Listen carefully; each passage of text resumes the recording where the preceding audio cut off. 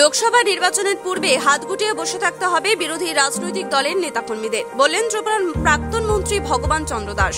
ঊনকোটি ত্রিপুরা জেলা পাবিয়াছড়া বিধানসভা কেন্দ্রের পূর্ব কাঞ্চনবাড়ির শান্তিপল্লী এলাকায় ভারতীয় জনতা পার্টির এক যোগদান সভা অনুষ্ঠিত হয়।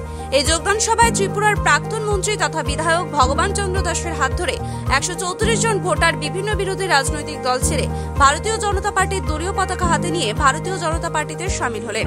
যোগদান সভা শেষে বক্তব্য রাখতে গিয়ে ত্রিপুরার প্রাক্তন মন্ত্রী তথা বিধায়ক ভগবান চন্দ্র দাস বলেন, পাবিয়াছড়া বিধানসভা কেন্দ্রে বিরোধী রাজনৈতিক দলের নেতাকর্মীদের লোকসভা নির্বাচনের পূর্বেই হাত গুটিয়ে বসে থাকতে হবে। ফের একবার ভারতবর্ষের প্রধানমন্ত্রী হবেন নরেন্দ্র মোদী। এবারের লোকসভা নির্বাচনের রেকর্ড সংখ্যক ভোটে জয়ী হবে ভারতীয় জনতা পার্টি। বিরোধী দলের কোনো অস্তিত্বই থাকবে না। ত্রিপুরা থেকে বিক্রম কর্মকারের রিপোর্ট, এক্সটিভি বাংলা।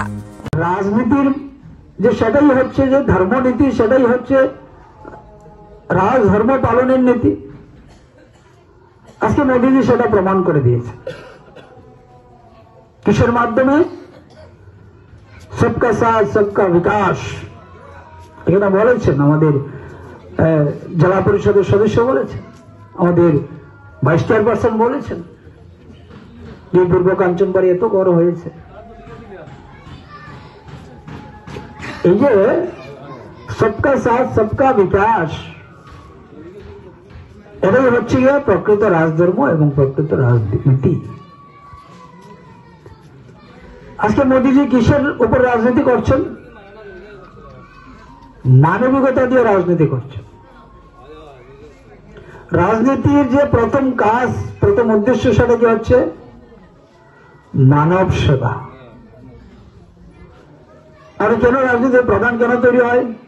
বিধায়ক কেন হয়? মন্ত্রী কেন হয়? মুখ্যমন্ত্রী, প্রধানমন্ত্রী কেন হয়? জনগণের সেবা করার জন্য, জনগণকে সুবিধা দেওয়ার জন্য। তার মানে রাজনীতি মানে হচ্ছে